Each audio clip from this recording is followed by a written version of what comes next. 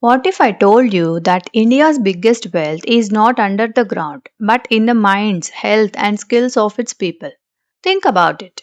We talk about GDP, factories, roads, digital platforms, and foreign investment.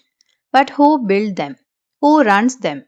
Who innovates, repairs, teaches, codes, forms, and manages them? People do. And that is why human capital is not just an economic idea, it is the real engine of India's development. Human capital means the skills, knowledge, experience, and health that people carry within themselves. Unlike machines or buildings, it cannot be seen in a warehouse, but it creates value every single day. In India, this matters even more because we have a huge population, a young workforce, and a strong need to turn numbers into strength. If people are educated, healthy, and skilled, they can produce more, earn more, and help the country grow faster. Education is the first big pillar. In India, education gives people the basic tools to enter the economy. Reading, writing, arithmetic, problem solving, and digital literacy are not small things. They are the starting point of productivity. The Right to Education Act helped widen access to school education, and institutions like IITs and IIMs have produced talent that is respected across the world. But the real issue is not only access, the real issue is quality. A school seat alone does not create human capital. A useful education does. When students learn well, they become workers, entrepreneurs, researchers, and leaders who can push India forward. Health is the second pillar, and it is often underestimated. A sick worker cannot be productive. A child who is undernourished cannot learn well. A family struggling with illness cannot save or invest properly. This is why health is not just a social concern, it is an economic one. India had made progress through programs like the National Health Mission and Ayushman Bharat, and it has achieved major gains like the eradication of polio. But challenges remain, especially in rural and remote areas where healthcare is still uneven. A healthy population works better, learns better, and grows better. That is the plain economics. Then comes skill development. This is where the old idea of education meets the modern demand of the market. India cannot depend only on degrees, it needs skills that match the real jobs. Technology is changing industries quickly. Automation, digital tools, artificial intelligence, data work, modern manufacturing, and service sector expansion all need trained people. This is why initiatives like Skill India and PMKVY are important. They try to bridge the gap between classroom learning and workplace demand.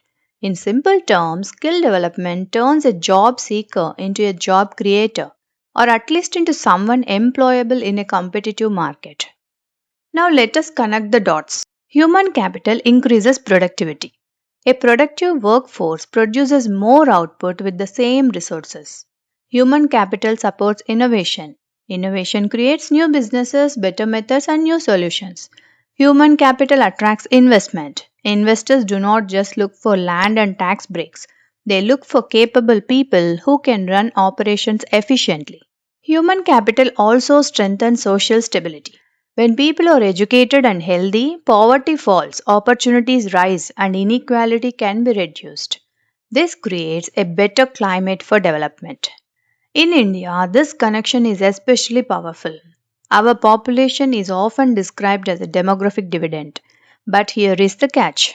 A dividend is not automatic profit. It becomes profit only when the population is educated, healthy, and skilled. Otherwise, the same population can become a burden. That is why human capital is central to India's future. If we invest in our people, India can move from a labor rich economy to a knowledge driven and innovation led economy. Still, the road is not smooth. India faces gaps in quality education, unequal healthcare access, weak training systems, and low public spending in some areas. Rural schools may lack teachers, many hospitals may lack equipment, and many young people may have certificates but not job ready skills. These are not minor issues, they are the bottlenecks holding back development. So, the policy answer is clear: improve access, improve quality, promote lifelong learning, and support research and innovation. This is how human capital becomes real economic power. So, in the case of India, human capital is not one part of development, it is the foundation of development. Roads, ports, and industries matter, but the people who design, build, manage, and improve them matter even more. If India wants faster growth, stronger jobs, higher incomes, and long term stability, it must invest in its people first. And that is the simple truth. A nation grows when its people grow. India's future will not be decided only by machines, money, or markets. It will be decided by the quality of its human capital.